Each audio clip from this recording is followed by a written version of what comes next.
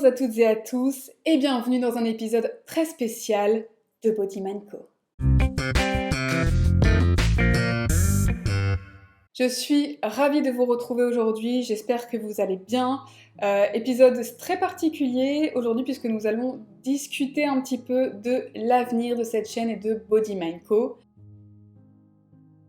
Petite présentation pour celles et ceux qui ne me connaissent pas, je m'appelle Eline, je suis professeure de yoga et aussi danseuse contemporaine à Londres. Et j'ai donc créé cette chaîne YouTube Body Mind Co en 2020, juste après avoir fait ma formation de professeur de yoga en Inde. Donc c'est une formation qui a duré un mois, très intense. On apprend le yoga, mais aussi la philosophie autour, l'anatomie, et on apprend aussi donc à enseigner. Avant, j'avais fait ma formation de danseuse professionnelle à Londres, formation de 3 ans. Donc j'avais un petit peu une idée de ce qui m'intéressait dans le yoga, c'était cette connexion au corps, aux sensations, cette idée aussi de bien-être, et j'avais donc déjà envie de transmettre tout ce qui était se reconnecter avec son corps et se sentir mieux dans sa peau. Je finis donc cette formation de professeur de yoga. Bien sûr, c'est la période Covid, donc je rentre en France et je me retrouve dans la maison familiale où je commence à donner des cours de yoga particuliers à ma maman. J'ai aussi cette idée de créer une chaîne YouTube, donc je commence à préparer ma première vidéo qui est sur la méditation, avec une idée plutôt précise et codifiée de ce qu'est le yoga et la méditation, donc ce qu'on m'a enseigné en un mois, donc avec des exercices très clairs, très précis de comment méditer, comment pratiquer le yoga, la respiration. Et je me dis, avec cette chaîne, je vais partager tout simplement ces exercices en tant que toute nouvelle professeure.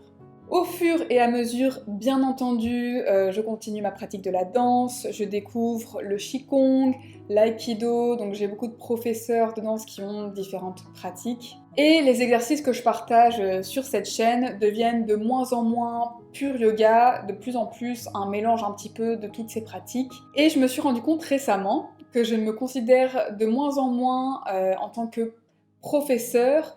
J'ai plutôt l'impression tout simplement de partager les pratiques qui me font du bien, qui me permettent d'être un peu plus sereine et aussi un peu plus connectée avec mon corps et avec mes sensations.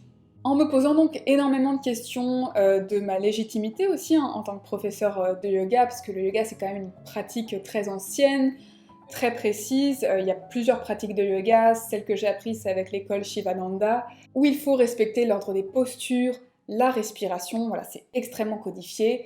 Et je me suis rendu compte que même dans ma pratique, bien, je m'en éloignais de plus en plus. Alors, suis-je légitime de partager cette pratique du yoga? Je me pose aussi beaucoup de questions dans mon rapport à la spiritualité et à tout plein de choses, puisque j'ai jamais l'impression d'être suffisamment pure pour rentrer dans une catégorie, et du coup j'ai l'impression de ne pas forcément respecter la pratique. Je me rends aussi compte que les pratiques que je pensais être bénéfiques pour toutes et tous ne le sont pas forcément, que certaines personnes ne sont pas faites pour méditer ou ne vont pas se sentir bien pendant une session de méditation, que ce type de yoga ne va pas forcément convenir à tout le monde, bien au contraire. Et donc, nous allons venir maintenant à ce que je vais faire avec Body Mind Co. Ce n'est plus enseigner, c'est plutôt partager.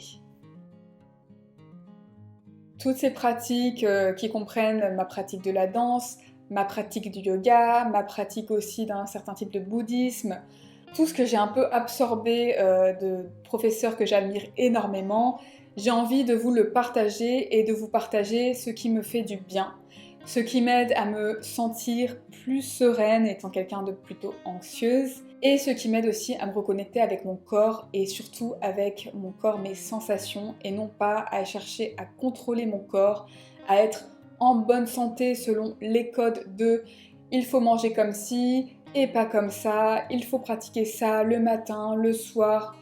Je pense que tous les il faut qu'on arrête, justement. Il faut qu'on arrête avec le il faut. Il n'y a pas de bonnes, de mauvaises pratiques.